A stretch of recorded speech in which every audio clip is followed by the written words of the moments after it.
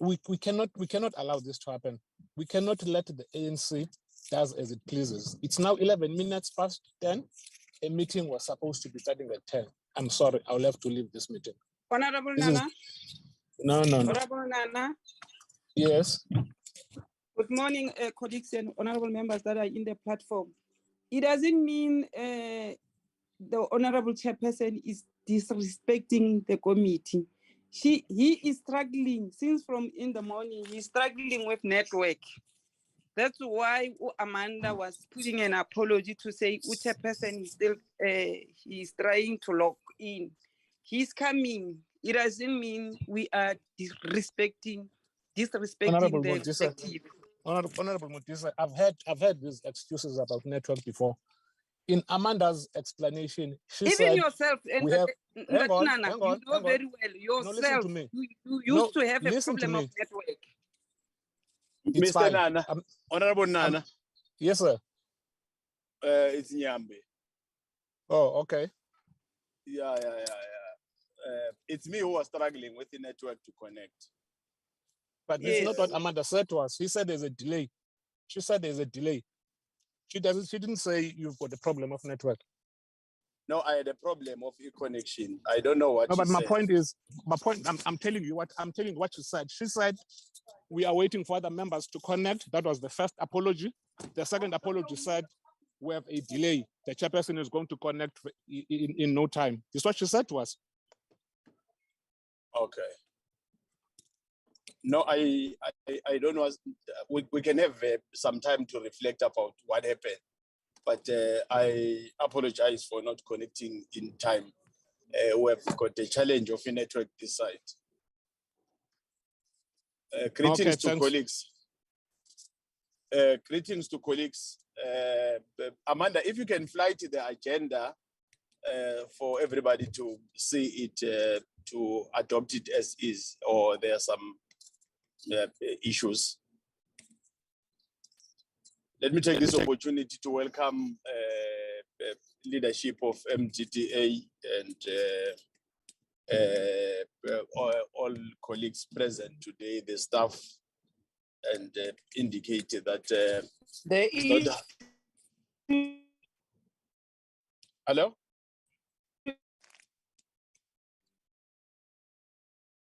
You see, that's what we have been saying. The network is the problem. So we without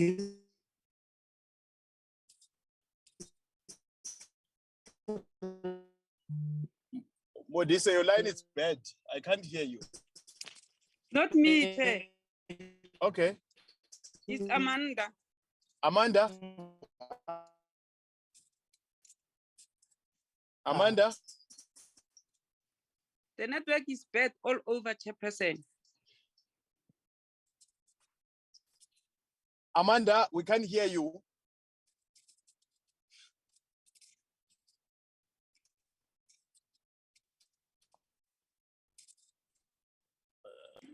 Chair, in the meantime, because he has fled the agenda, here is the agenda in front of us. Okay. Now I move. Any second, Second, Chairperson. Thank you, Mama. Without much ado, as I've already done the welcoming remarks to our relevant leadership of MTTA and your colleagues, let's allow MTTA to take us through the presentation. Very sorry for the inconvenience. MTTA?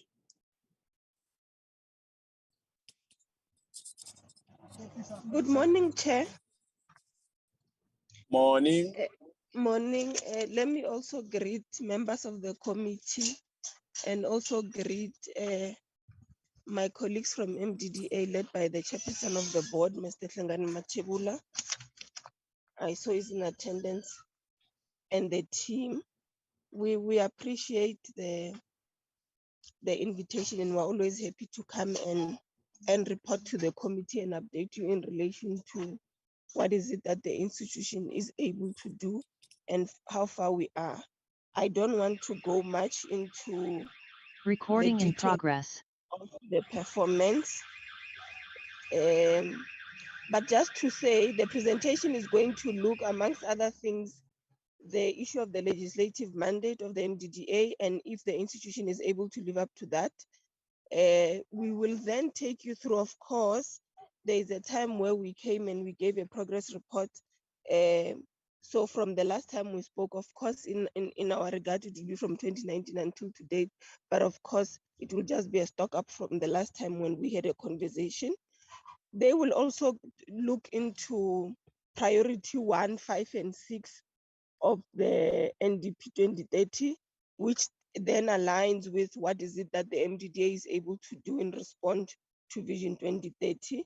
And those will speak to building a capable, ethical, and developmental state, economic transformation and job creation, social cohesion and safe communities. They will then elaborate in details in regard to that.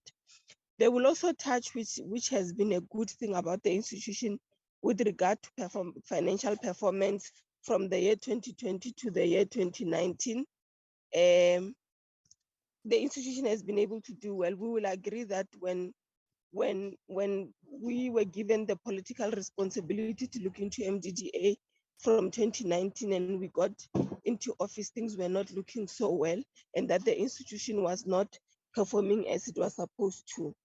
They will also then take the committee through, Chair, with relation to the current funding models. And in this regard, you have got 5 categories. They will go into them, one of them being the broadcast funders, and I'm going to request that they go into details with regard to that and the good work that is happening, and also not to be shy and to open up with regard to the failure of the institution to respond to the print media and what is it that they are trying to do to ensure that we respond with that regard, because there has been some poor performance.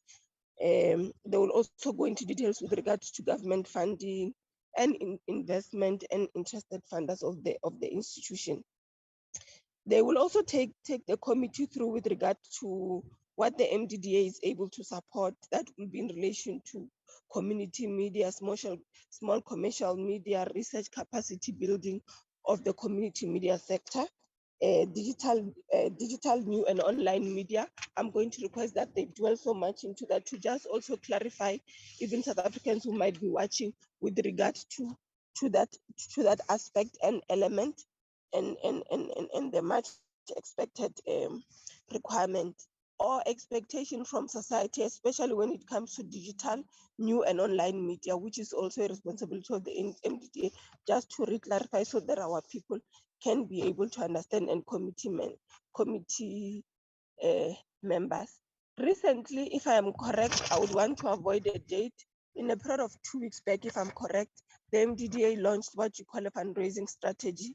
I'm going to request that they also dwell much is there as part of the presentation, if they can stretch much more in relation to what informed this fundraising strategy, the reasons. For example, they'll touch with relation to the decrease in revenue, sustainability of the community media sector, and therefore the fundraising strategy should be able to assist so that the sector can remain afloat, long-term partnership, and to also explore foreign donations. I'm going to request that they also give themselves so much time to speak about that, so that you can be able to understand that even if there are challenges that the institution is facing, there is thought leadership with regard to being able to respond to what is needed. And lastly, very importantly, I'm going to request that the team, that as they speak, they also speak about the measures that the institution has been able to do with regard to the pandemic. Of course, there were different waves, and there was a responsibility that the institution needs to continue to ensure that we assist the community media sector to remain afloat and remain relevant and in existence. And they've been able to do that. If they can also be able to just share with the committee. And with those words, thank you, Chair. I'm going to hand over. I'm not sure what they have planned. The board chair, I'm not sure if he will then hand over to the CEO. What is the agreement? Thank you very much. Thanks, Chairperson, and thanks, DM, for that outline.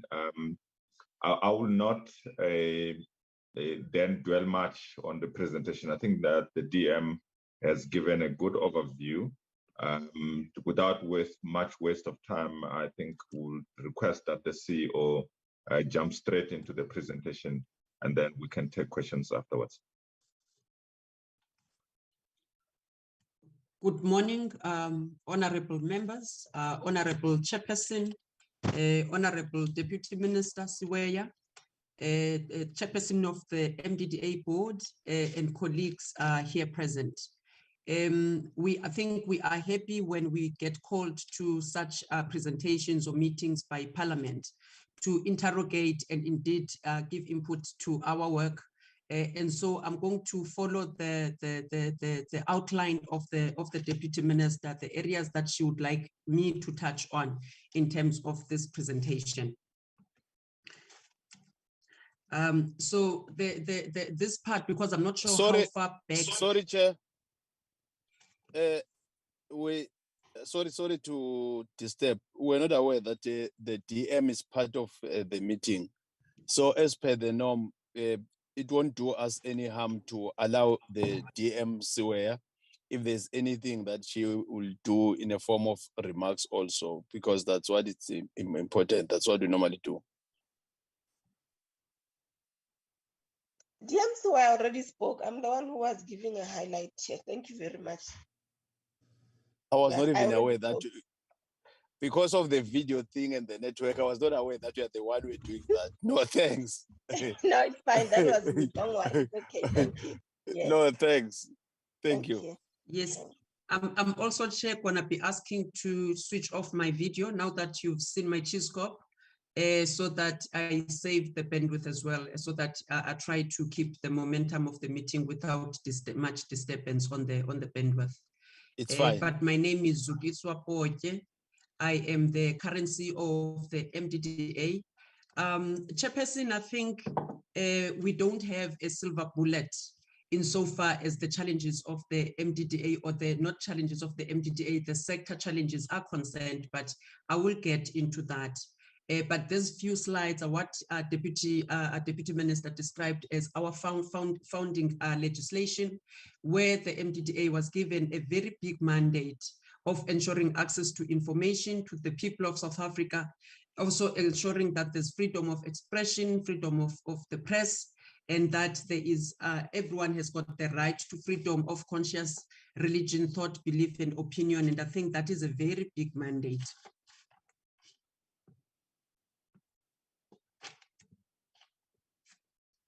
I'm trying to go down. This is just our establishment in terms of the Act, and I think by now everyone is aware that we are a statute or creature of the Act, a juristic person. What is important in this slide is that the MDDA must not interfere. So whereas we fund these entities, in terms of the content or editorial content, MDDA cannot say KZN Radio or Inanda or whoever we funded cannot go back to those stations and say, because we funded you, please broadcast ABCD. We're not allowed to interfere into in the editorial space, so that they are actually independent, impartial, they are fair in reporting, and they act without fear or prejudice or political or commercial interference. This is the mandate of the MDDA. Very crucially and very importantly, it is to ensure that people previously diminished groups or previously disadvantaged groups own, manage, control community media. And we would know the reason why is that.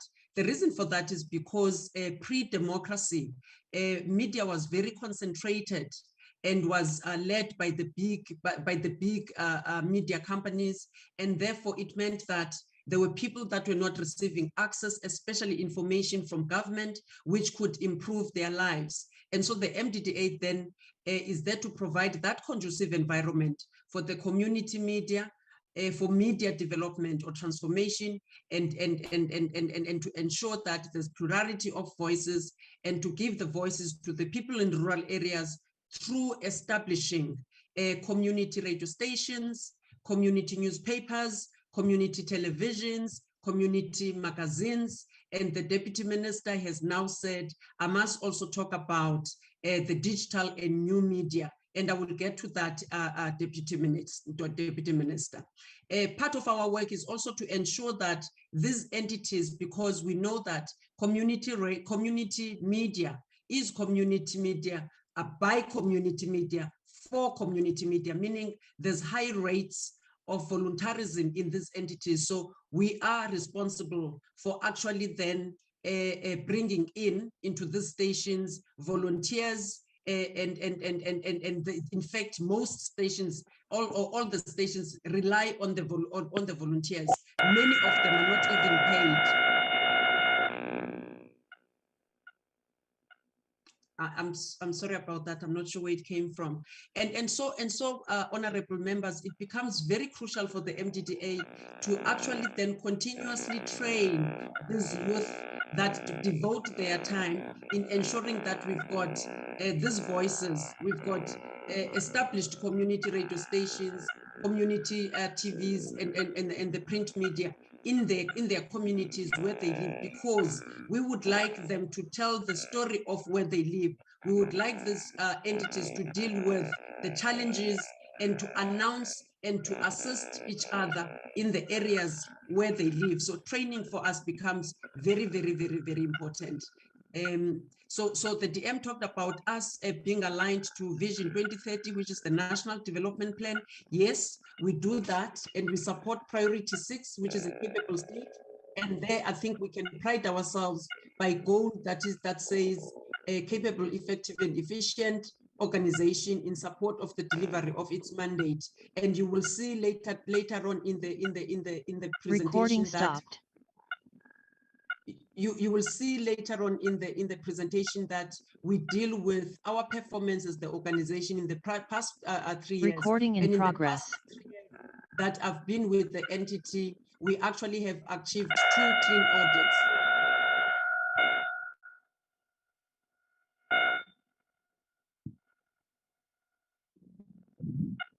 May I proceed? Hello?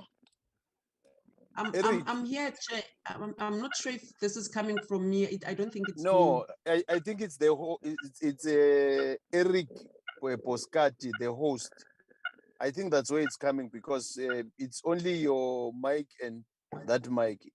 Yeah, it's fine now if that one is closed. You can continue. Sorry for that. Thank you, Chair. So we contribute because remember, we are an arm of the state.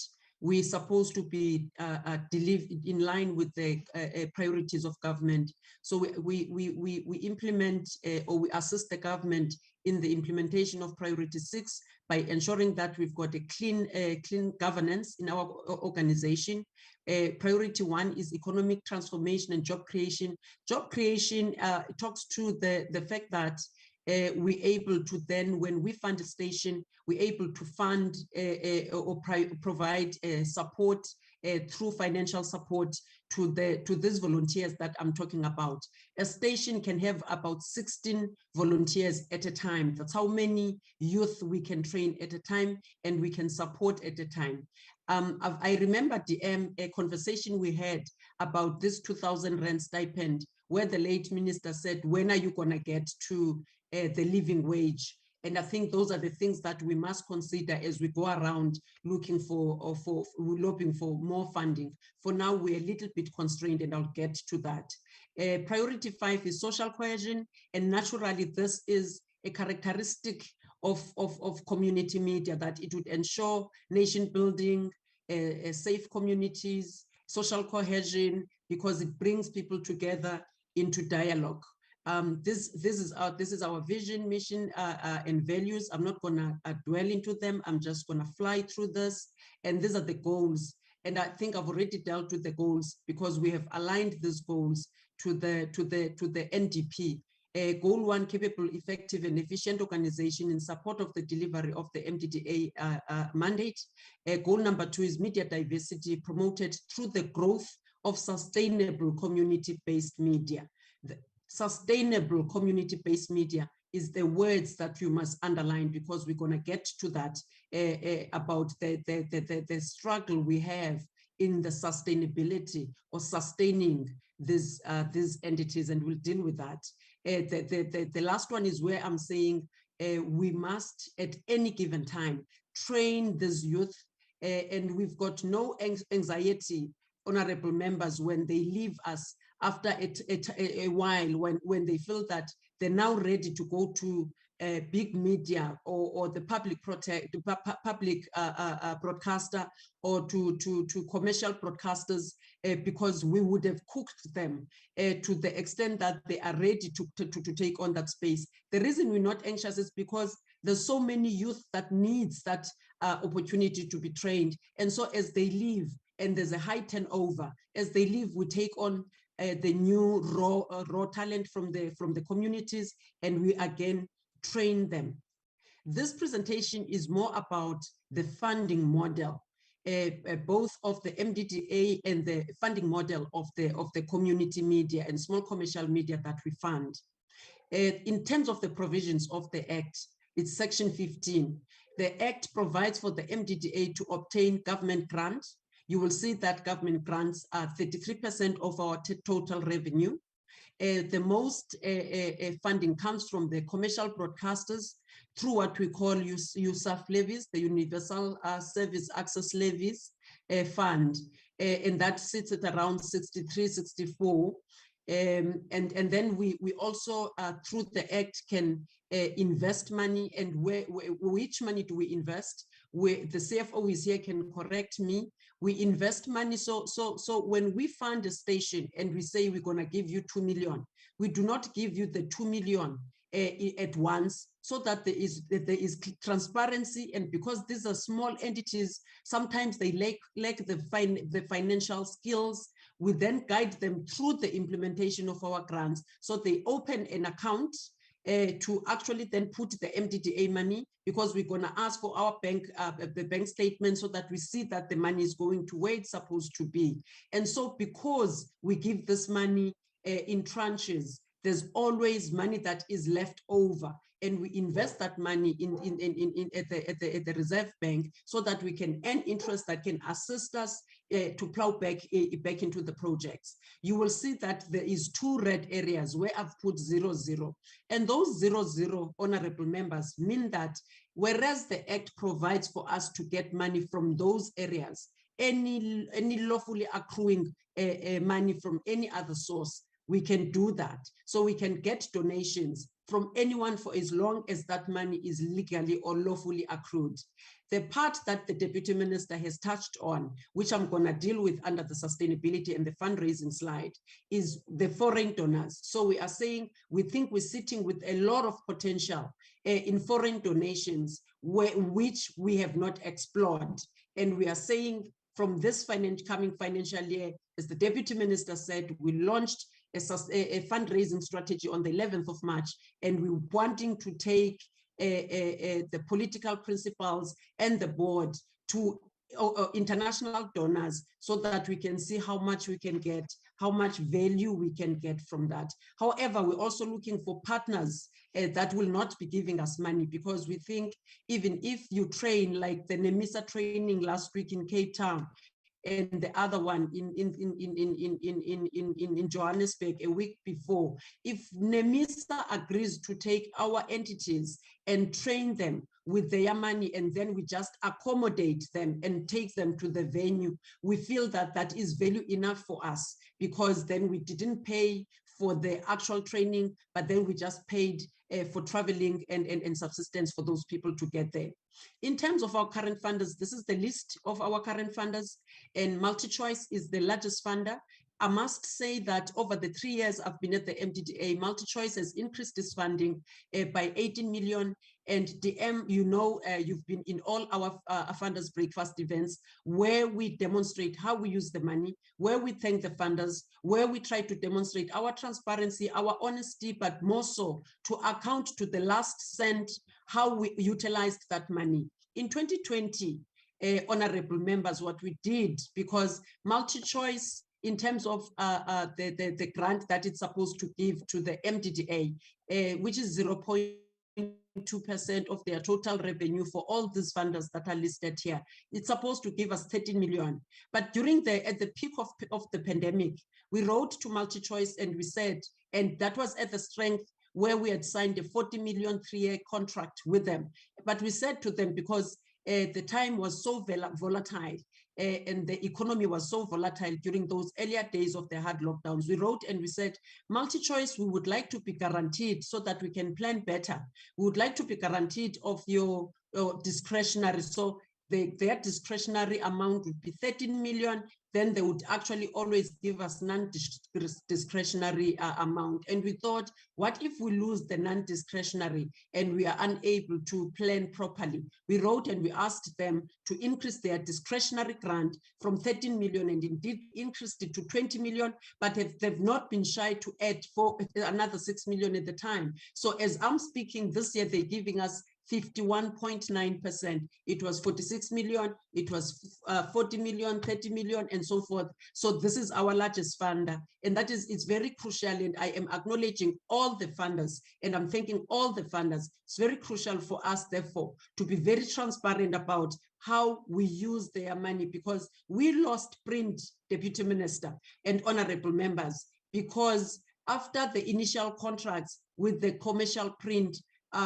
despite the fact that they now are losing money themselves because of the digital technologies and struggling to monetize the digital space. At the time, they said they walked away from the MDDA because we were not fully accountable and we were not transparent enough on how we actually had utilized money from the initial contracts. CFO, can you deal with this slide for me quickly, please? In terms of the budgeting and the projections and how we expand?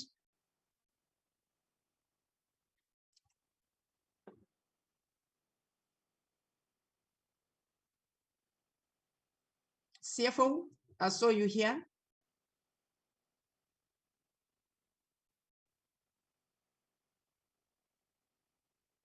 I don't know what happened here, what has happened to the CFO. So, but in terms of the budget trajectory, honorable members, we except for the growth, the minimal growth from the broadcast funders.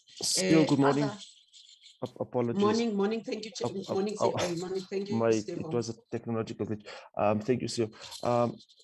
If I may, so you were talking to the funding. I think it's important to note the growth in funding that is coming out from the fiscus, which is actually reduced over the last couple of years. And that's obviously due to the cuts that have taken place across all forms of government. But at the same token, the broadcast funders we've kept at a consistent level because we've identified in the current financial years and previous that they have also struggled in terms of revenue generation as a result of COVID.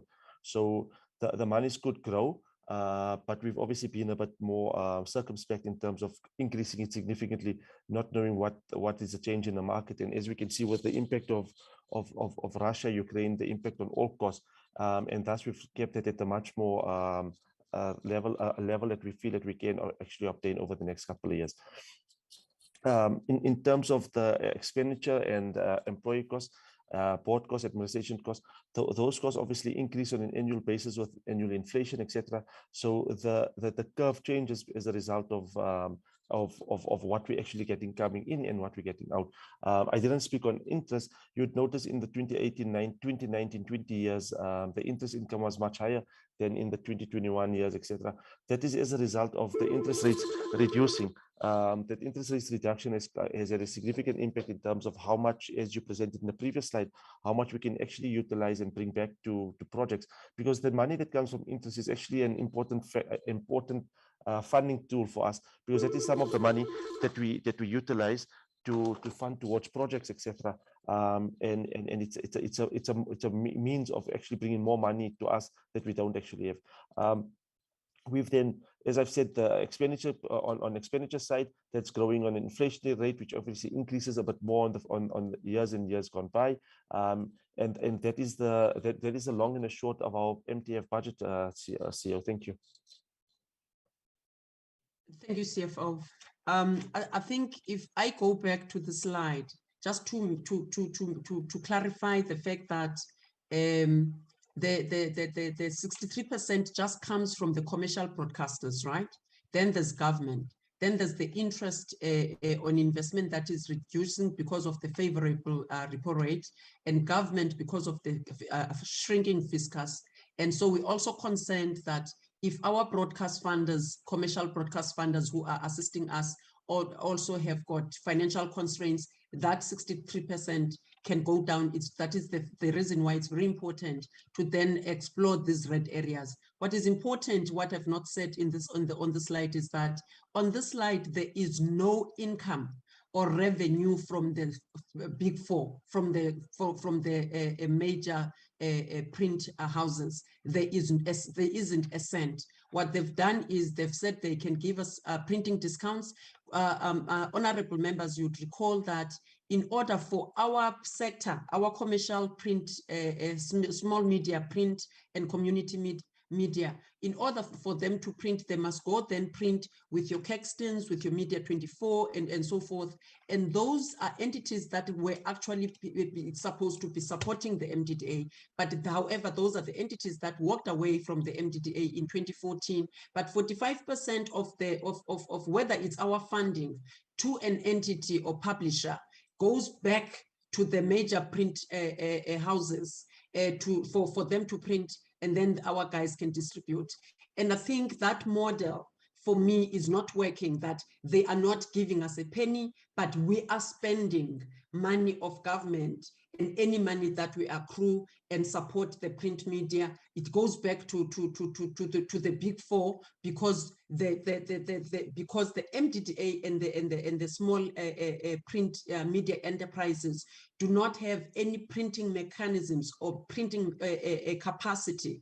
And for the years, the independent publishers or community and small commercial print have been calling for their own printing capacity. So it is an area that we want to look at. Our initial investigation, we're told those equipments are very expensive. You buy them from overseas. You can't afford them. But it is an area, especially given the fact that we're no longer getting any support from the commercial media houses. It is very important that government and the MDDA look at what could be the cheaper printing mechanisms that can be put in place for these guys to print cheaper without having to spend their own money to the big print media. And so who do we support? We support community media, and those I've already said that it would be your community broadcasters, TV and radios, and we specifically deal and support the NPOs, the NGOs, CBOs. If it's Section 21, it must be non-profit.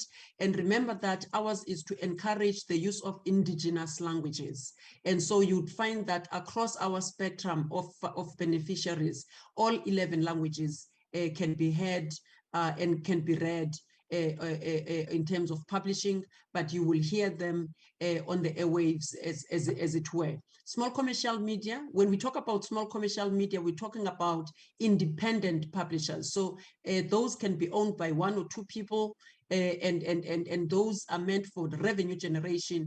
And unlike the community media sector, the small commercial print, and we don't deal with commercial print, we don't fund commercial broadcasters, so we don't fund commercial TVs, we don't fund commercial radio stations. They must be fully NPOs.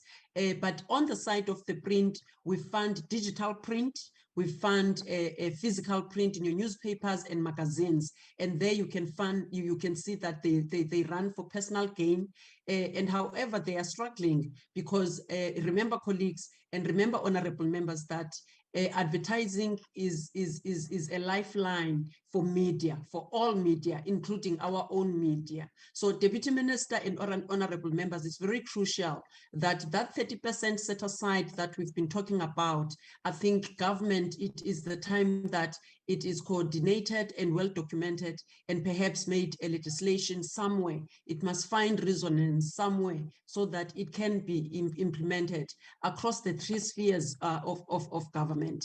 If I must go back to the community media, the Deputy Minister wanted me to be explicit about who we fund. There is a great expectation from internet radio station and internet TVs, or you call them digital or online.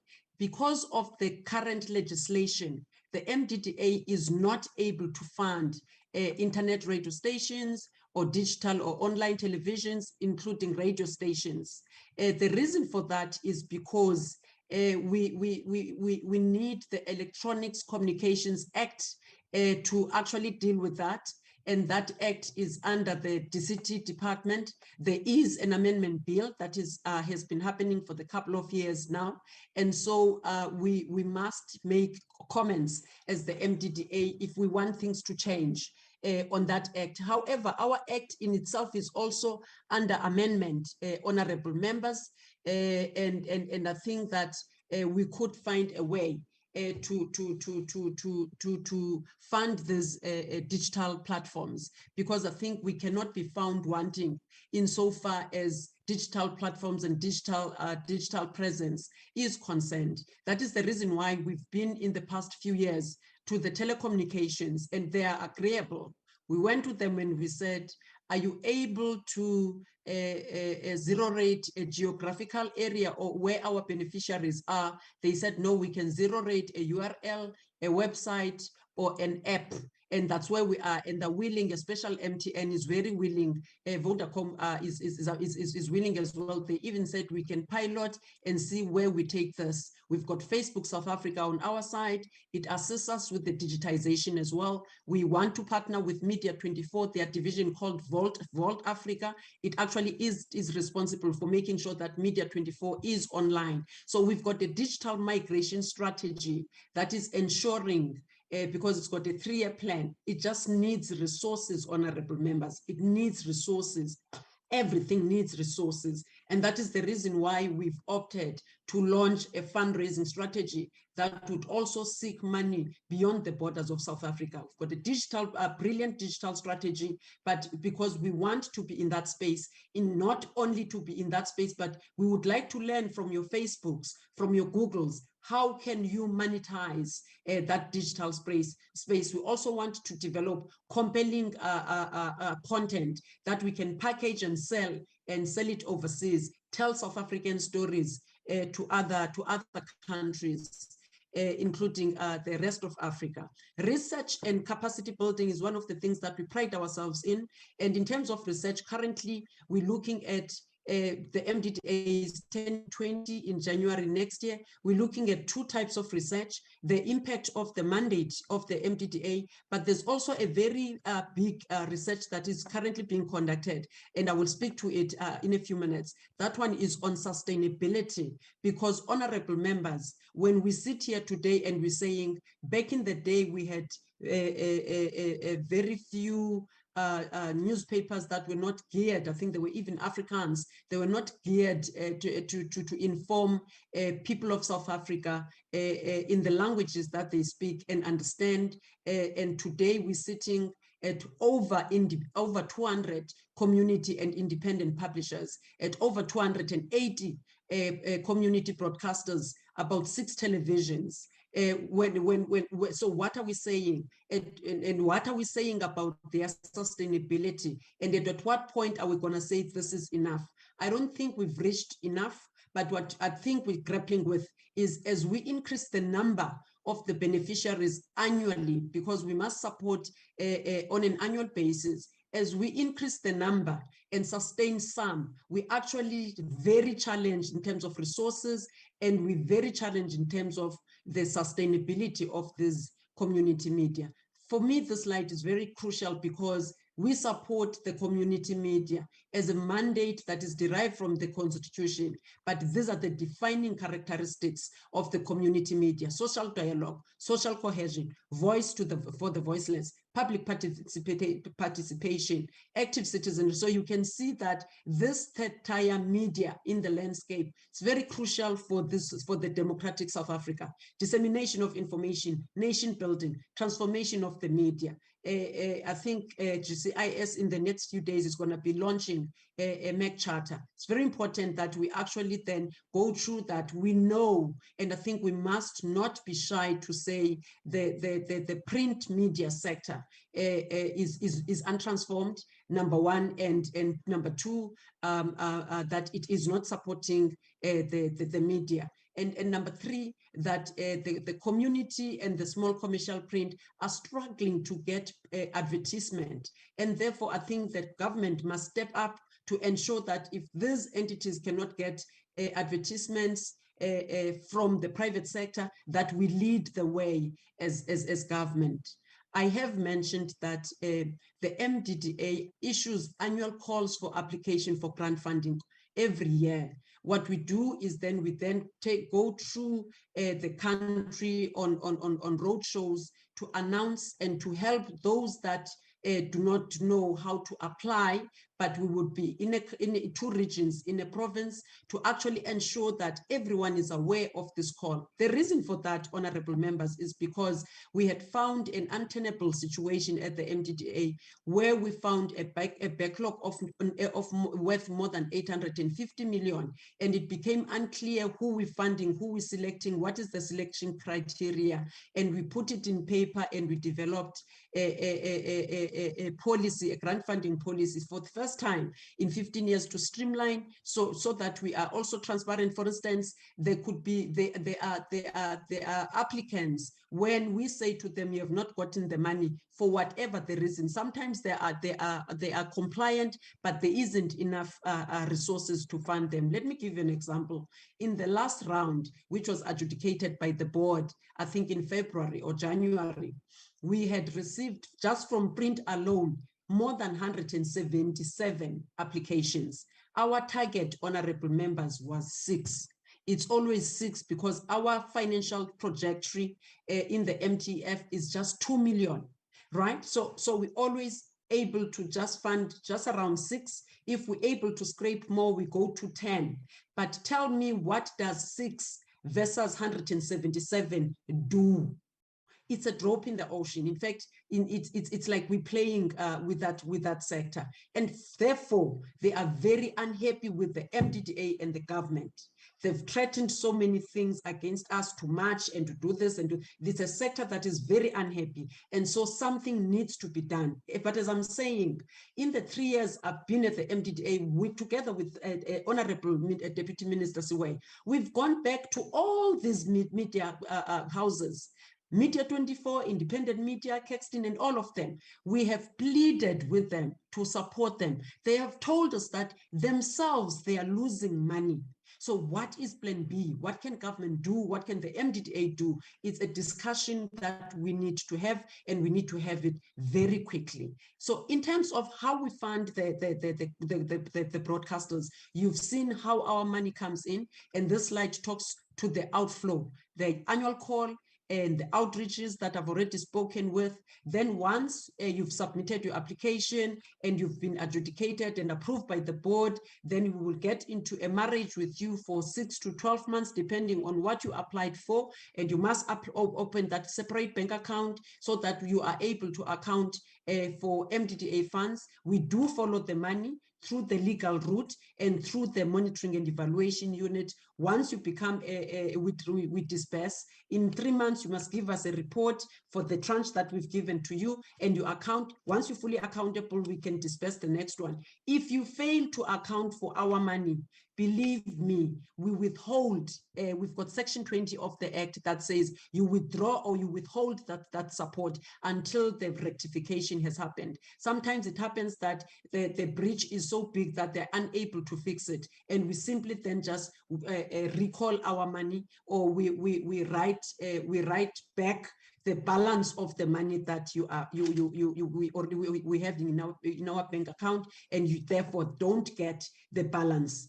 The last part of this presentation, really, I think it's very important for me to emphasize it, to say that even though the community broadcasters account in terms of the BRC or audio measurement accounts for about 25% reach in the country.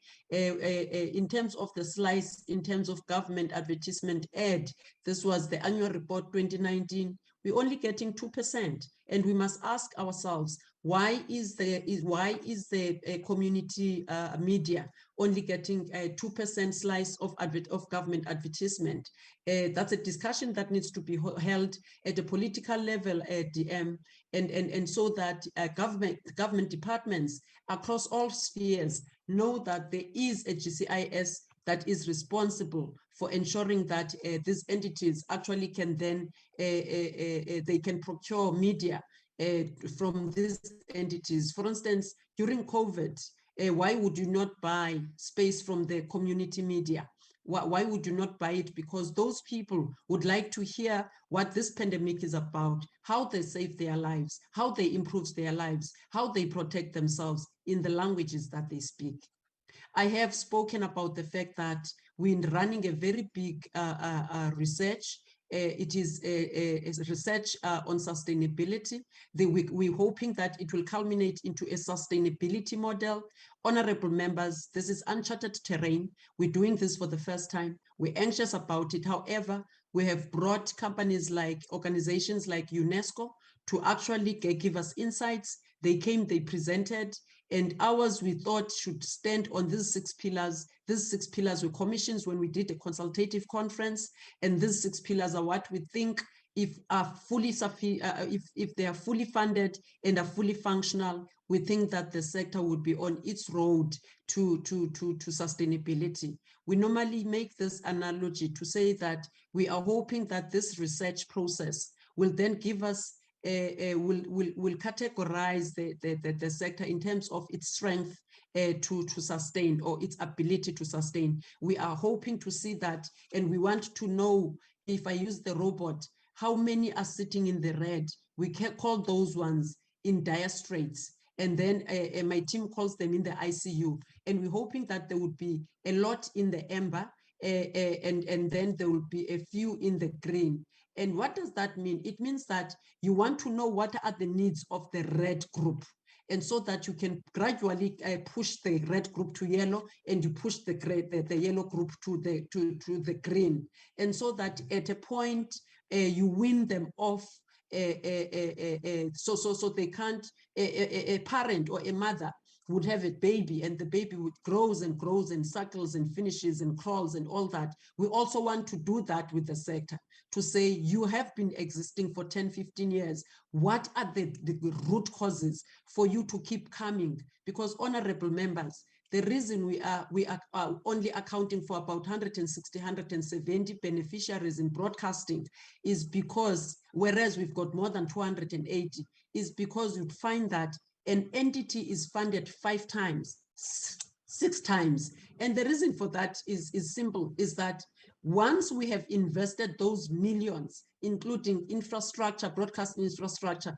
we guard jealously our beneficiaries, because we've already invested in you. We then say, with the little money that we have, what is the point of creating another Zukiswa station when we are letting the one that we've already invested in to die, and we don't know where we're going to get a Zukiswa station money next year? So that is the challenge. We would like to know at any given point, what does a radio station run on a weekly basis, monthly basis, on a quarterly basis, on an annual basis? What are their needs? And for that reason, we partnered with UNESCO, I think last year, and where they were doing a research on the viability of community broadcasting in the world. And what I did was I brought in Jozi FM, because Jozi FM is not a beneficiary of the MDDA. We would like to have Jozi FMs in our community media sector. But how does Jozi FM do it? And so that's how we're going to learn. And it must be our case study when we launch the sustainability model next year. So you can see, honorable members, pillar number 1 is very crucial. Digital technology and digital innovation and signal distribution is a very big thing. We need a cost-effective strategy for signal distribution. Just a few weeks ago, we were crossing our fingers and speaking with Centec because it wanted to switch on about 15 stations. And we are thinking that perhaps those that qualify for migrating into self-provision, that when we fund you, that's what the DM normally says, when we fund you, we must give you your own transmitter, because those we found that those that are self-transmitting do not have the burden of paying 30 to 50,000 more for television on signal transmission every month to Centec. And so it's unaffordable for the MTDA, it's unaffordable for the sector, and there is no one in government who's got that line budget. And so we scrape around when it's a crisis to actually then pay a Centec so that we don't get switched off. Pillar number 2 is corporate governance and compliance, and that is key to the running of these entities, because we found that there's correlation between a performing station and good corporate governance and compliance. And I think it talks to all of us, including the entities that we run as government. Content generation cannot be overemphasized enough. We're wanting to develop and build a compelling content. We don't want our stations to be known for playing music. We don't want to be known as unprofessional. We're wanting to sound like any other commercial and even public broadcaster for that matter. But I must hasten to say that I am not saying that we are not there. There's a few areas or here and there where we would like to tighten, and so that is why we're getting all this training and capacity building and to professionalize and to capacitate the sector, especially with digital skills. Media transformation I've already spoken to, we're lagging behind, and it is led by our mother department, which is GCIS, and I'm saying in the few days they've invited us on the inauguration or launching of the MEC Charter, and they're also leading the MDDA Amendment Bill.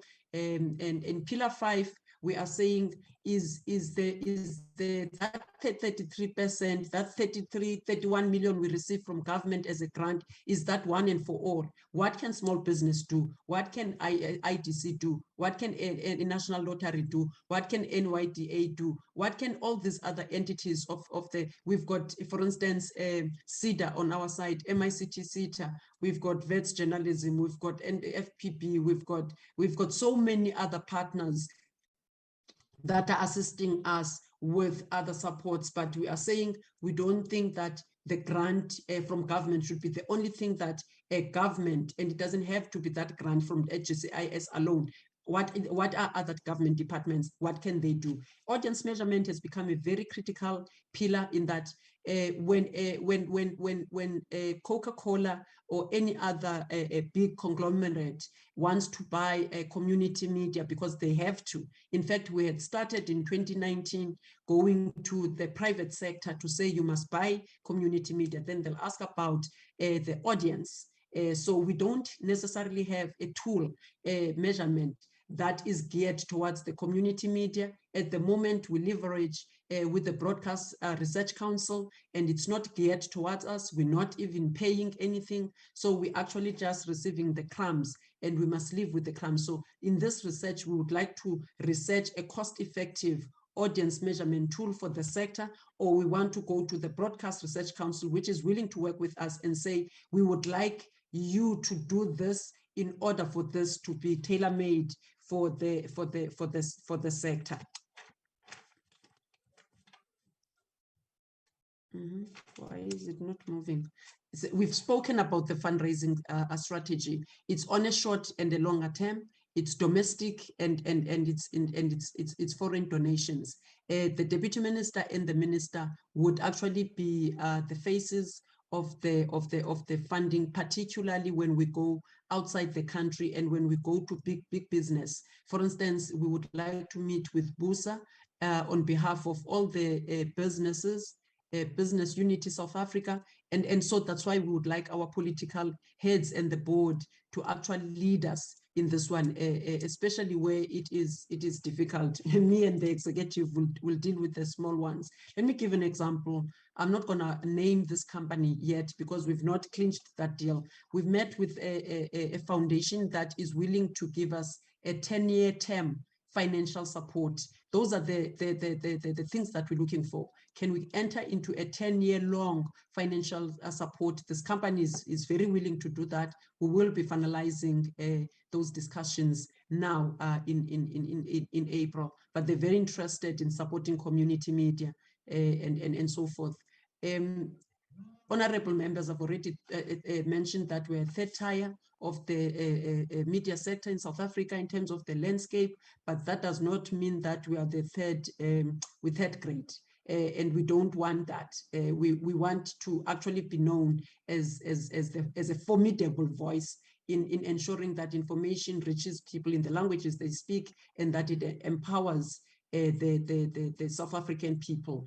That is our aim. So this is just the landscape where we were in 1994. You can see that media industry was highly monopolized, limited or no diversity of news or opinion. In fact, our voices were suppressed as Black people, and therefore, post 1999, we saw the flourishing and the creation of these entities and mushrooming. Now the time has come for us to maintain them. This is just the year 2020, 2021, how much we have funded. This is the core business grant and seed funding. This is the list of the projects that we funded and with which amounts. I must state hastily that we don't always give the projects the money that they want. It's always lesser because people would look for your 6 millions and your 2 millions, but we must actually then spread the little that we have. So we received 81 applications. We were able to fund 22 broadcasters. This is still the radio. This is our footprint for the 2020 across the country in terms of the footprint. It's radio stations. You can see 2020 is 22, and we managed to fund 8 print. You can see there, but we also had money that went for signal distribution, which means that we paid some money. Centec in 2020, we paid, because it was in the middle of the pandemic, we paid 18.8 million to Centec, and we must scrape around for that money. We also lodged an emergency funding for 20 million in 2 tranches during 2020. So we were very busy ensuring that the sector survives the pandemic, even though we dispersed in small packages of 45,000 for content generation, telecommunications, PPEs, fuel, printing and distribution for those that are printers. We then dispersed to a number of stations. You can see in the reddish area that the first tranche, we fully dispersed the first 10 million to 114 stations, 1 television, 116 publishers. It was really hard work. We had to run because ours was to ensure that beyond the COVID, we still have got a sector. These are just some of the things that we did in terms of media stakeholder engagements. You see the children in uniform. It was a literacy. We've got a duty to ensure that there's a culture of reading and literacy. And so we were in a school, I think in Matatiel, in this picture. You can see there's the teacher we celebrated Black Wednesday. We actually then engaged the sector on the draft white paper on audio and audiovisual content. We actually need that to see that we are well represented there, but we called a conference with the sector and the department, and we actually then, through the sector, submitted a very comprehensive paper. But so you can see training in music rights and licensing.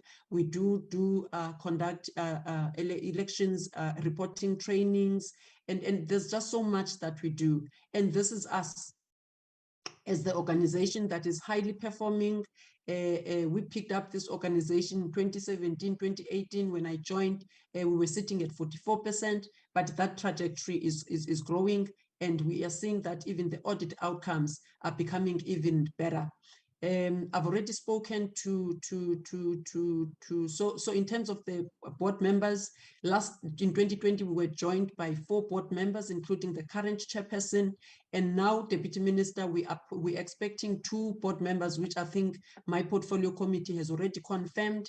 And we think we're just waiting for them to be appointed, sworn in, and to join us. And for the first time since I joined the organization, we will then have the full quorum, a complement of the board as being 9. We've got 7-9, so we don't have quorum issues like I found at the MDDA.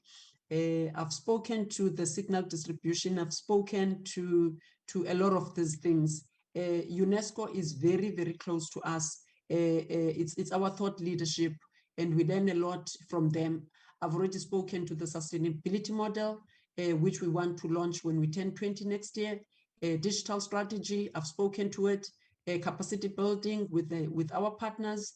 Media literacy, I've already demonstrated through those pictures there, and trends of ownership and control. And it's something that is very important for us to keep an eye on, because then it tells us whether we are making inroads in terms of transforming the media landscape. This is the last slide, honorable members, and thank you for indulging me. And it's not different from the sustainability slide. But the sector struggles and grapples with high operating costs, which include the signal distribution, high printing and distribution costs, maintenance costs. There's also your SAMRO and your SAMRA fees, the rentals and the office accommodation where they are, especially radio and TV need a bigger space because of the equipment and just the number of people that they work in that machinery. Content, it must be standardized, and we've got CEDA, which has got content hubs. So we want our stations and our community media beneficiaries to actually work very closely with CEDA content hubs, because they've got interns and they've got experts that assist them develop content for digital for different platforms, including digital platforms. So you don't write the same for Twitter, for Facebook, for the website, and a publication. And so we're wanting them to get those skills. Unreliable audience research, I've already spoken with that we need to look at whether we partner with the research Broadcast Research Council, or we actually research our own cost-effective research method to actually produce those audience measurement numbers. Because anytime you buy from the private sector in particular, you're going to be asked, so how many people does your station reach? And we're not certain about those numbers. Sometimes they're very inaccurate because, as I'm saying, we're getting crumbs. Poor governance and compliance, where here is where you see that there's infighting in the stations, then there's actually then rise up. And sometimes the station, because of the infightings, they don't even renew the license, then they lose the license and they must reapply, it becomes a mess. So we're trying to ensure that they understand, because they know that 6 months before the expiry of the license, they shall have reapplied to ICASA.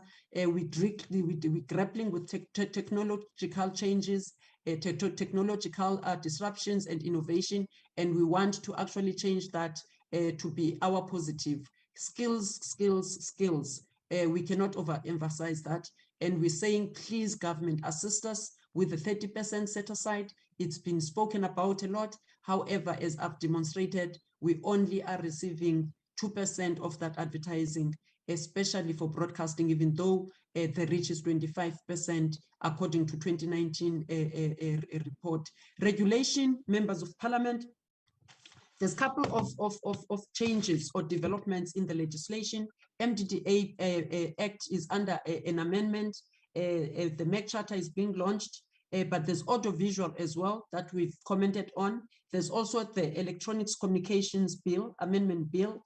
And so there's a lot of legislation, if the MDDA makes valuable inputs into it, that will assist us in the future to be able to fund what we currently call internet or digital radio and digital TV. At the moment, we need an enabling legislation that would regulate that space, because if we fund them now, an internet radio is heard overseas, then we need to deal with issues of what is called a community. A community is geographical, or it's a group, is an interest group. So if you fund a digital radio, which is heard overseas, which there's no problem with that. But then how do you define that as a community radio station? And so we're waiting for that legislation framework that would assist us be able to fund digital platforms, especially digital TV, because we do fund digital print. Thank you very much, honorable members, for indulging me. Thank you very much for a very detailed, informative presentation. Colleagues, that's the situation. Let me take hands.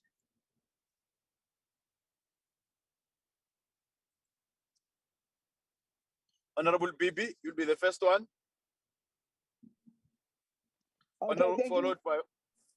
My hand is up, Chairman. Okay, Honorable Arnold will be the second one, and Honorable Nana will be the third one. And Honorable Modise. Honorable Bibi. Okay, thank you so much, Honorable Chairperson, and greetings to the DM and the team, and also greetings to our colleagues. We welcome the presentation. Chairperson, I've just got two questions. The first one will be, there was an occasion, Chairperson, when some community radio stations across the country could not be funded because they failed to comply with the funding requirements, such as submitting their sort of financial statements when applying for the funds. This at the time seemed like a chronic problem for the community radio stations. Now, has the situation improved, or this continue to be the case? And if so, how do you plan to improve the situation? Question number two will be, I understand that a part of your mandate is to train the personnel responsibility for running these community radio stations. Now, my question is, how often do you conduct these trainings, and how effective they are in your opinion? Thank you so much, Chairperson. Those are my two questions. Thank you, Honorable Arnold. Thank you, Chairperson, and greetings to all the members of the committee, and then also to the officials. Chairperson, yes, I think when we last met with the MDDA, I think there is some improvement in terms of their presentation to us, because I can recall in February last year when they came, there were a few challenges, and especially now we can commend the MDDA in terms of the clean audit, and then also in terms of the reduction, the vacancy rate reduction from 27% to 7.3%. I think that is also very good in terms of the stability of the agency. But Chairperson, I think in terms of the outreach program, to raise awareness, especially to assist media applicants who are looking for grant funding, I think the agency must do more in terms of assisting those applicants. And then, Chairperson, my question to them is, are you living up to your mandate? When I say mandate, I'm referring also to the mission of capacity building, and you've mentioned the partnerships here. But you know, there is a lot of community radio stations that is struggling in terms of high operational costs, challenges with generating revenue, lack of financial management. So this in terms of that capacity building, are you being able to assist effectively in terms of that? Then your 20 million COVID emergency response fund, which you have dispersed in 2 phases to assist projects to continue operating during the pandemic. Was there any mismanagement of those COVID-19 emergency response fund? And then the other question is in terms of the monitoring of grant compliance, and you've mentioned now that there is a strict monitoring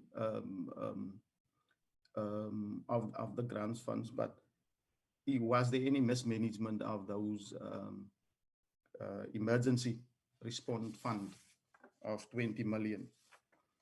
Then, Chairperson, the last time when I raised the issue of the expensive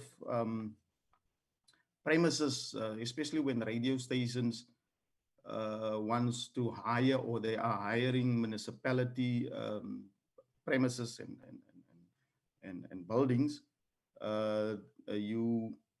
last time you said you are going to engage with local municipalities for free rental or low rental premises. We just want to check now in terms of the status and an update in terms of your engagement, and then your engagement with Centec on transmission cost. If you can maybe just give us feedback on that. Then, Chairperson, my last question is that we all know that public servants and politically affiliated individuals cannot serve on management and boards of radio stations because it's contrary to legislative regulations. What is the status now of some of these radio stations, and or are there any politically affiliated or public servants still on management's boards? If yes, can we get an indication of that? Thank you, Chairperson. Thank you, Honorable Nana. Thanks, Chairman. I have a couple of questions, but I'll ask 3. With your permission, I will be submitting the rest of my questions for written replies. It will be appreciated, Honorable Nana. Cool. The CFO the CEO in a presentation, he has asked us to actually underline the word sustainability, and I have underlined that word. During her presentation, she painted a rather gloomy picture of an agency, that is basically on its knees, of an agency that is basically having its cap in hand, begging for government intervention. Now, my question to MDDA, because Chairman, it can never be helpful for an agency to plead poverty. As the leadership of MDDA, what sustainable plans have you devised to ensure that community radio stations are indeed sustainable? Because it's not enough to cry foul and ask for help. As the committee, we have had the financial difficulties of MDDA, and I think Chairman, we have a responsibility as this committee to plead their case with National Treasury as well. But I'm saying before we can actually go that far in trying to help them, as leaders in that agency, what have they put in place to ensure sustainability of these radio stations? More so that print media has pulled out, and they're now basically left with the list that they shared with us. The second one, Chairman, revolves around the grants. I have been reliably informed that some officials at MDDA go around asking for bribes from radio stations in return for these grants. Can the CEO confirm this? And if so, what actions have been taken? And the last one, Chairman, please pardon me, I'm about to board a flight. And the last one relates to Public Finance Management Act and Treasury regulations. And MDDA will correct me if I'm wrong. My understanding is that senior executives at agencies such as MDDA, their term of contract is regulated by, amongst others, Treasury regulations and the Public Finance Management Act. I would want to ask a specific question about the term of office of your CFO. Thank you. Thank you, Honorable Nana. Honorable Modise. No, thank you very much, Chairperson, and good morning, my colleagues. And let me greet DM, the Chairperson of the board. Chair, I've got two questions. Let me go straight to my first question. My first question is, the MDDA gets money from the Treasury to fund or support the community radio station. So I just want to know, on that based, their experience over years, is this money enough for them to be able to fulfill their mandate in supporting the community radio stations? Because most of the time, when you get to our communities, they are still saying they don't get enough funding, those radio stations. My second question is, one of the suggestions that made by the community radio station operate, when the last time when we visited them before lockdown, was that they would like to see a situation where the municipality and local councillors use the community radio station to communicate with their communities or their activities in the public.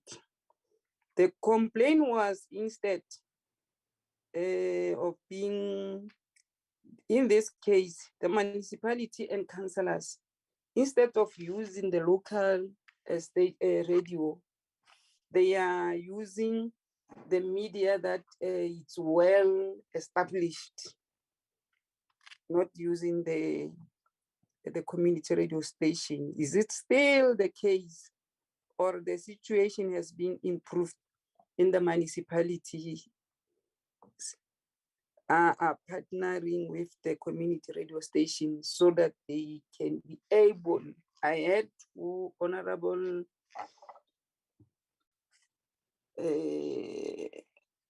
spoke about when they hire the building from them, it's too expensive.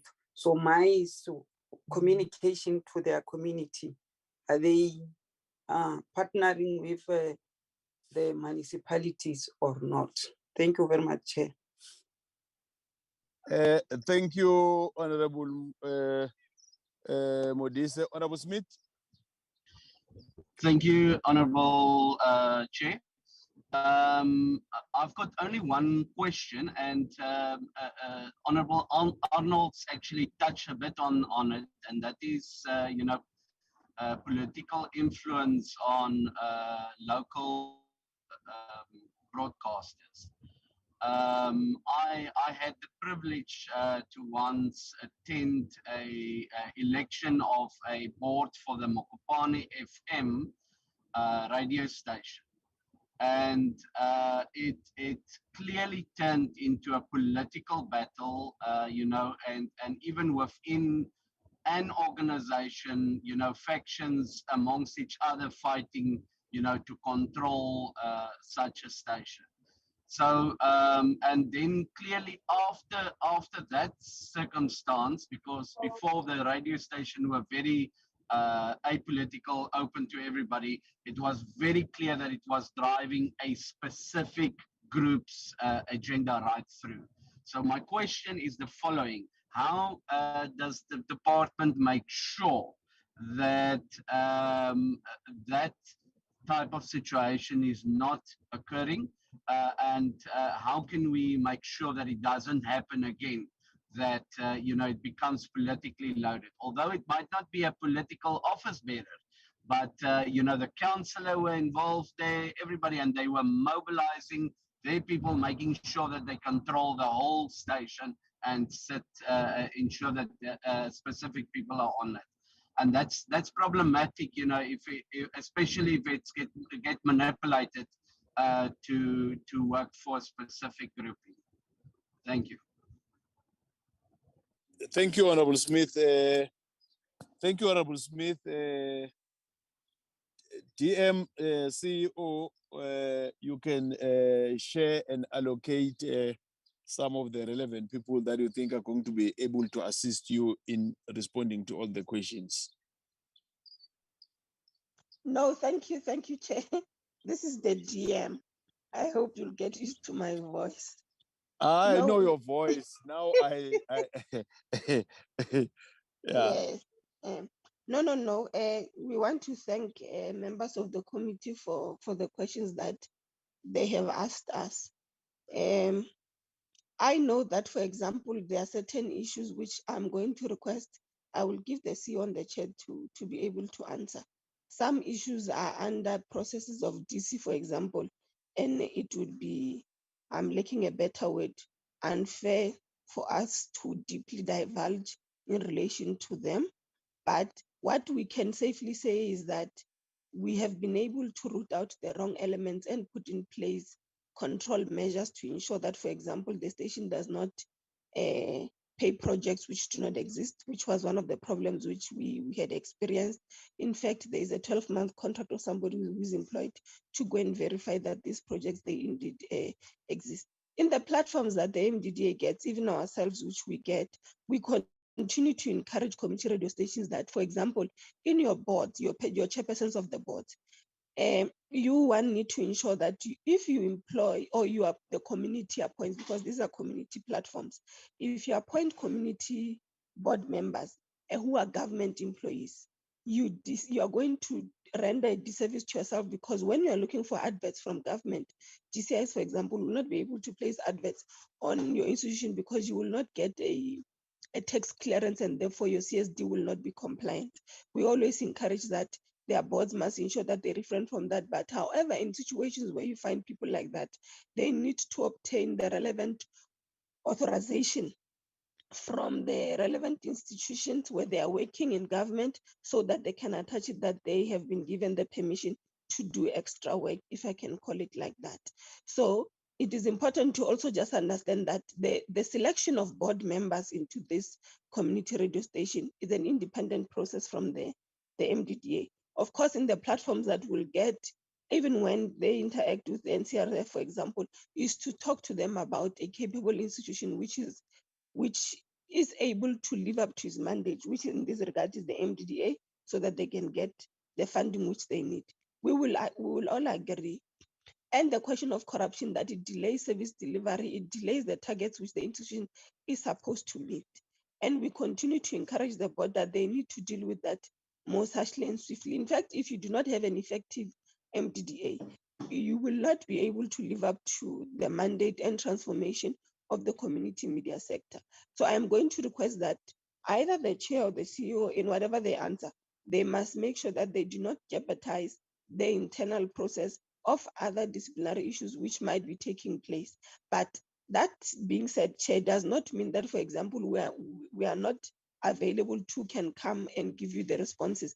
I am just sensitive to the fact that probably this platform, and I was looking, it's also in YouTube, so you would not want to go into merits and demerits of other cases in that regard, but we would be available, for example, with all the due respect, to come to yourself and give you an update, which even myself, I can't tell you how far are they with other issues, but we know that they are really on a daily basis trying to address those things. And in fact, the clean audit which the institution continues to receive is informed by some of these control measures of ensuring that we fund existing projects, we assist community radio stations to be compliant, and that there is cohesion and there's proper understanding in relation to the MDDA. But what we always want to encourage wherever we go to go an account, even when it is in our usual communications portfolio committee, is that we are also open as an institution, because leadership in itself, we do not hold the outright supreme ideas in relation to how we can transform the sector.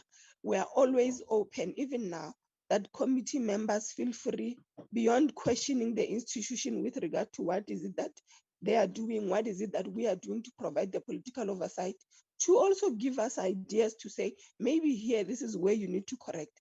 Because one brain alone, too, is not enough. If we can gather as many as possible, we will be able to achieve even so much more. But we can safely tell you that in every platform, together with Minister Ngungubele, we have continued to champion the advocacy of ensuring that where there's resources, let's channel them to transforming and empowering the community media sector as part of ensuring that we give our people the right to information in the languages and the comfort of their home. And of course, also wanting to respond to the emergence of what is happening today. You've got digital radio. Does the Act speak to that? How far are we with in relation to repealing the Act, so that you can be able to speak to that? So I'm going to give them, they will give direction, like but I indicated, I'm also really emphasizing less caution from this platform going into details about these. Maybe you can just give a highlight, but not necessarily go inside of them, because then it will jeopardize the entire process of the DC processes. Thank you. Thanks, DM. Thanks, DM. I think that you have covered. There is one specific question that has been asked, to which it falls within the purview of disciplinary processes that are going on. That is in relation to the contract of the CFO.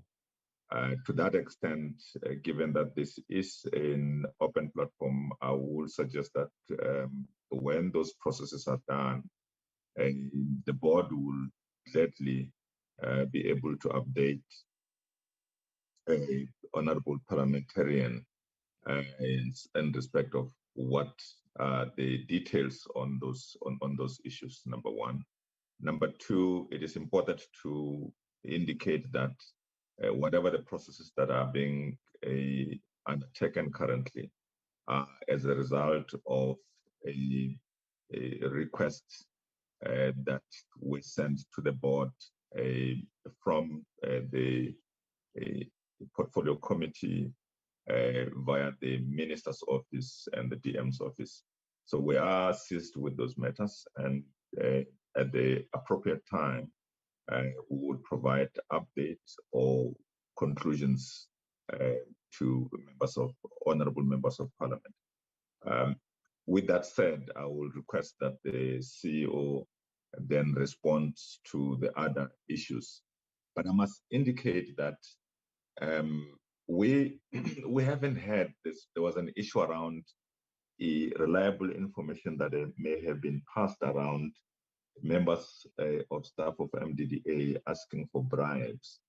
We have not received any information to that effect, and if we were to receive such information, we'll, through the management structure, we'll definitely ensure that those matters are attended to, and clearly that is not a kind of behavior that will be tolerated by the institution, and I know the CEO would encounter such kind of things. But I will then ask the CEO to respond to the rest of the other questions.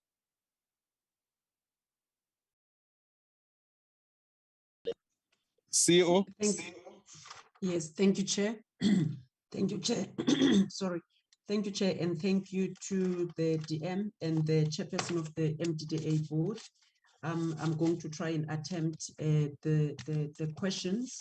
I think the first ones came from Honorable Bibi, and that is about the fact that we could not fund projects, certain projects, because of non-compliance, and how do we plan on assisting them to improve. There's a couple of things that we are doing, Honorable Bibi. When we issue a call for applications, as I've said, we do outreach programs, 2 in a region, like 2 in a province, and those are meant to, 1, announce the call for applications, because remember, it's now 3 years that we've been running that since 2019. Otherwise, for the past 15 years before I arrived, there was a pileup of backlog where the projects were selected from, which then gave rise to the development of the policy, which then did away with that 850 million backlog, which was dating back to 2008. So we do we issue a call for applications, we announce it on the newspapers. I go to the GCIS radio station. These days, you can even link up with 115 radio stations to announce. And then on our website, the announcement is also there, but also it is interpreted. There's videos there in 11 languages on how you can apply. But we physically go to the provinces to ensure that we can hold the hands of those that would like us to assist them apply. There's 3 ways of applying. You can apply physically and deliver it in our offices. We've got an online application process. We've got an email. You can email to applications@MDDA. So we make sure that the beneficiaries and potential beneficiaries are aware of how transparent and how efficient that process is. What we pride ourselves with, we'd found that a beneficiary would be struggling with a contract for 5 years. Now we are able to disperse, because granting 8 contracts at 12 years, we're able to disperse in 12 months when we must, because maybe there was a delay in reporting or there was a missing document. The delays now are like a few months, then we can extend by 3 months, maximum 6 months, but we no longer sit with one project for 5 years, because that was very inefficient a way, and it was making us just roll over the money or write it back. So that's what we doing to improve. Go to our website, listen to whatever language you want to hear in terms of how you apply. You want to apply online, you want to apply physically, you want to email, you want to drop in our offices, all is up to you. What we do is we empower you with information on how you go about applying and what are the requirements. The other thing that we did, honorable members, was we found that one of the requirements for about 10 policies was a little bit cumbersome from small entities that were even expected to bring business plans and financial projections. And that's why we're very strong on financial training. And so we then said, instead, we will leave the content or production policy, but the HR, finance, and all those things. I can imagine me as a CEO being asked to develop a broadcast policy and HR and the finance and everything. One person with those skills does not exist. So we then said those policies will also form part of the development agenda, and they're not needed at the beginning. However, once our marriage kick in, we actually then give you templates, we work with you, you develop those policies so that by the end of the 12 months, you've got all of them in place. Honorable Arnold, Arnold says, how do we assist projects looking for grant? Are you living up to your mandate? And then he talks about the challenges. Honorable Arnold, we're really trying to live up to our expectations with the limited resources that we have. And I think one of the members talked about us cap in hand and so forth. And we are an entity and a sector that actually does not want to be cap in hands. That's why we are developing a sustainability model. And that's why we are training these entities so that they know how to market themselves, how to do sales, how to do a barter system with their small businesses in the area, your masnobanes, your all the small things that they can do with the small businesses in where they live, and so that's what we are teaching them. It is I think the jury is out for us to through research, which we're doing now to understand what has been the impact of the funding and the support to the sector in the 20 years that we're turning next year. So we will be able to give you scientific information on how we've lived up to the expectation, but we're beginning to feel that we have made inroads in creating and developing the sector. Now we are dealing with the challenges of sustainability, which I think I have greatly highlighted and gone through. Then you talk about the 20 million emergency funding and whether there was any misuse of fund there of government funding. What we did was in the two tranches. So the first tranche was 45,000 to broadcasters, was 45,000 to the print, and it was for specific items. And because it was hard lockdown, we had to do the M&E digitally. We did that.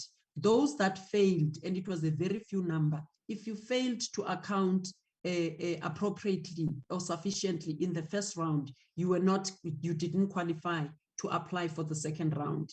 That's what we did, because that's how serious we were about, even though these were in small pockets of 50,000, 45,000, we were very certain that they've got to go where they're supposed to go. In the second round, we even looked at who's going to lose accommodation in terms of rentals, in terms of bonds that were outstanding.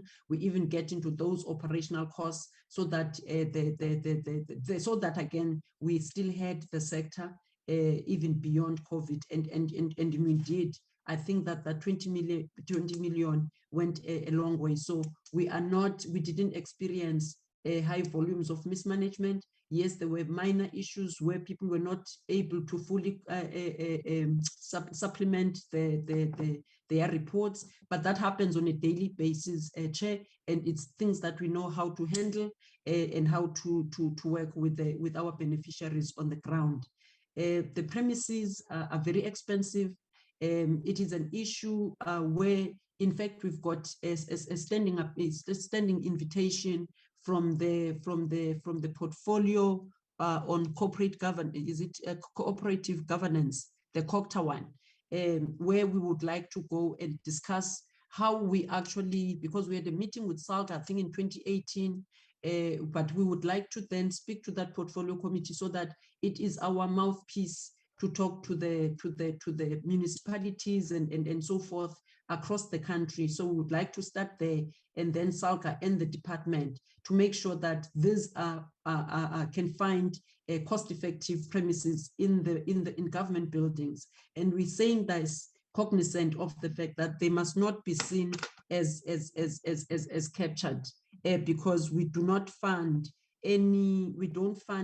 beneficiaries that are politically affiliated. I think one of the honorable members, which I'm going to come to, is like that. But we would very much like to see that government plays a role in ensuring that it avails.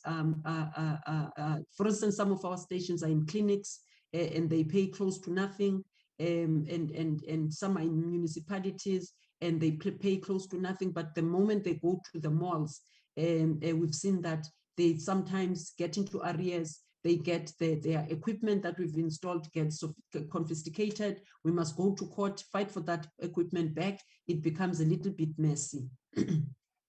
A station that's the stations by law must not be politically affiliated. The stations by law, or our beneficiaries and projects by law, we must not interfere with their editorial policies and their content. That is the law of the MDDA. So they must not be owned by any political party. They must be independent, and we're not even allowed to tell them what to broadcast. Honorable Nana, yes, the sustainability is our key trend, is our key strategic thrust moving forward, because we're saying those that walked the road before us had actually had the mandate to develop the sector from scratch. And we're talking about over 280 community radio stations. Yes, there is a few provinces without community televisions. I think it's Mpumalanga, it's Northwest, it's Free State, and Northern Cape. Others have got.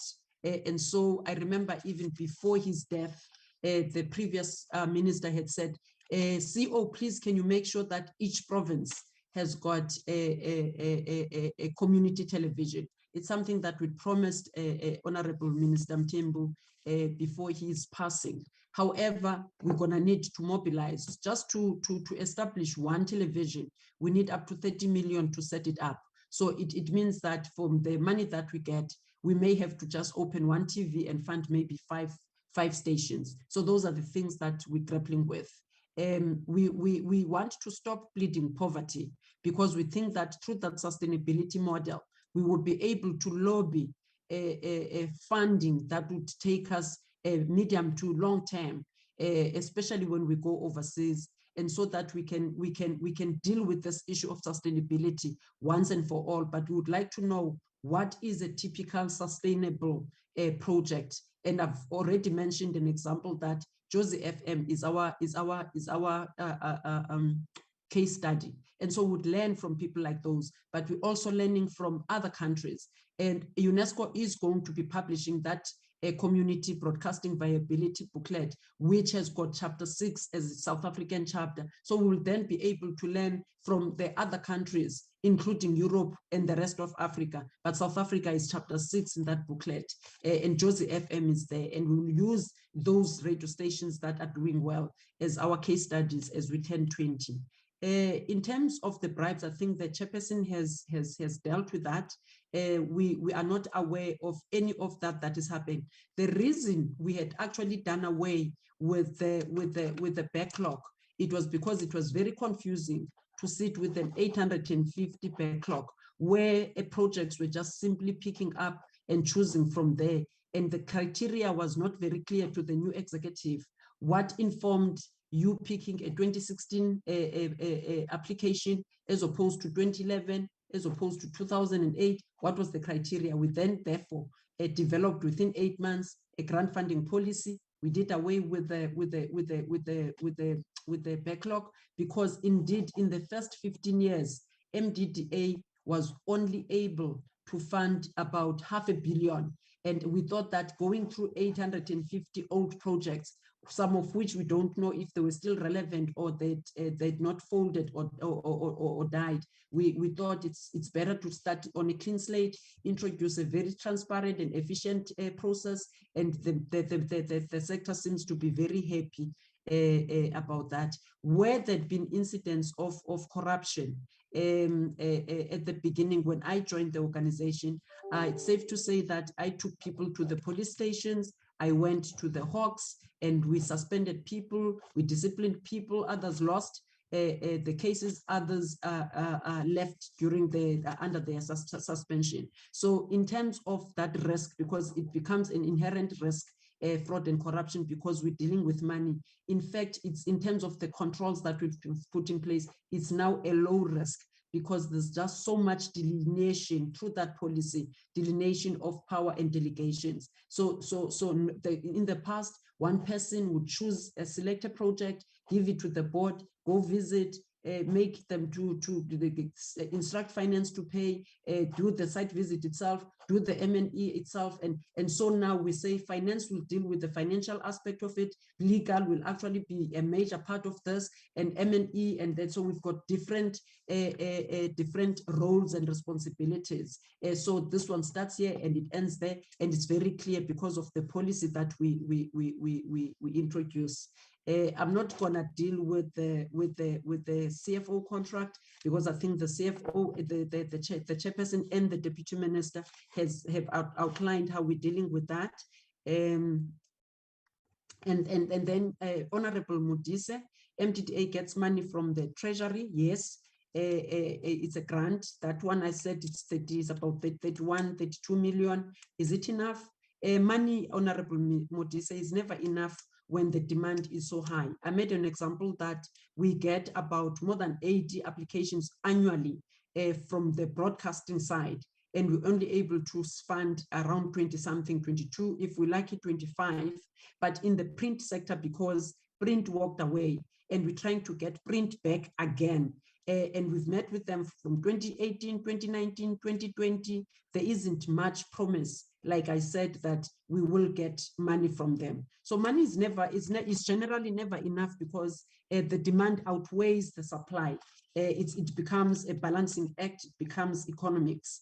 Yes, we would like the mayors and councillors to use the radio stations. However, we would like them to buy the media, because then it means that they are contributing towards the sustainability of this. As I've said before, advertising is the lifeline of the media. Without advertising and constant advertising, these entities then come back back to the MDDA for another grant funding as soon as their contract ends. And we can't therefore fund one person year on year when there are others that are struggling. So we would like to partner with the municipalities. But as I'm saying, I think I've got a standing invitation from the former Minister of Communications, Honorable Mtambi. We can just revive that and go there and discuss. Honorable Smith, Mopane station becoming a political battle. We actually teach our stations that these are not political grounds, and this should not be used for any political battles, other than the fact that when there's elections, we teach our stations how to be balanced and to be fair on reporting on all the parties. That's why with every election, we take them through an elections training program, so that they're able to then present free and fair elections without being biased towards a certain political party. So if you're saying that Mobopane is like that, we've got an M&E unit, we've got a legal unit, we've got the projects unit. We can simply go and investigate that. We can even get ICASA to assist us, because then it means that they're not compliant with their broadcast licenses. But it's something that we can intervene. It's always difficult to intervene, but we do try as the MDDA. I think I have tried to answer most of the questions. I'm not sure if there's something, colleagues, you are here. I'm not sure if there's something that I have missed.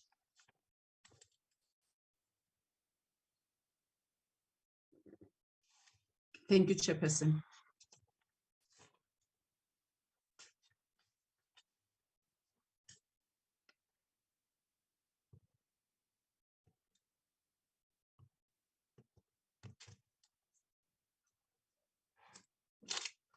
Is it me that's disappeared? Hello? I'm done, Chair. Thank you very much. Thanks for the explanation, and thanks, DM colleagues. This is the situation. Thanks for the presentation. Hopefully, my comment from my side is that in no time, we are not going to be limping, as we are still to get the two people to have a full complement in terms of your board. We're looking forward to that being finalized. Colleagues, not unless there's any other issue that it's urgent that they've left out, but I think it's very detailed, and they've assisted in responding to all our questions. Of course, there will be those that will be sent as per the decision when Honorable Nana indicated that has got some that they will be sending to you, and we'll process that through the secretary. But otherwise, out of all those that have been asked now, we are fully satisfied. Are we fine, colleagues? Yes, we are fine, Chairperson. Thank you. Yes, Okay. Chairperson. No, allow me to take this opportunity. Sometimes we take it for granted, DM, that we're not going to be praising a fish for swimming, but it's always a pleasure when you are leading from the front, leading by example, to have a entity of government coming to do a presentation, and as a deputy minister, you know you have got some other tasks beyond coming to the committee, but we highly appreciate your availability to come and lead and explain. Now we've got a better understanding and a better sense, and we're encouraging you from time to time, as and when we're doing the interaction, to always have yourself or the minister being available to interact with us as members of parliament. Let me allow you to have your parting shots. DM, swear. No, thank you, Chair. We really appreciate.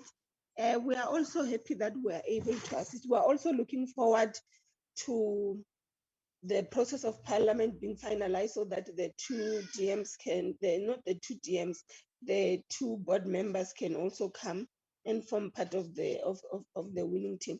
I always, every time that I get the opportunity, thank the leadership of MDDA, led by the chairperson of the board and the CEO in relation to administration, that we really appreciate that they are able to steer the ship.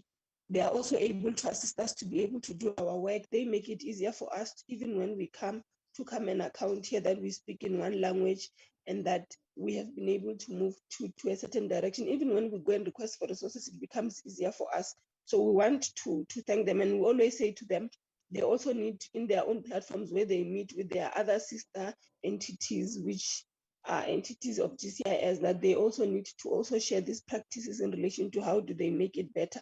We want to appreciate the participation of the portfolio committee and the robust and honest and fair engagements that you have given us.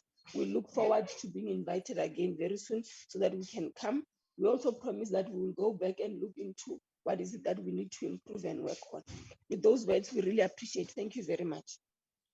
Thank you, DM. CEO, Chairperson, thank you very much. Some other board members of MDDA and DM, we thank you very much. We are looking forward to our future engagements, and with the ease of the regulations by the president yesterday, hopefully in no time we'll be having an application that will be taking us to have that direct interaction with you in your premises, so that we can appreciate what we are doing. And we appreciate a reflection of seeing where you have this community radio station, especially in our provinces.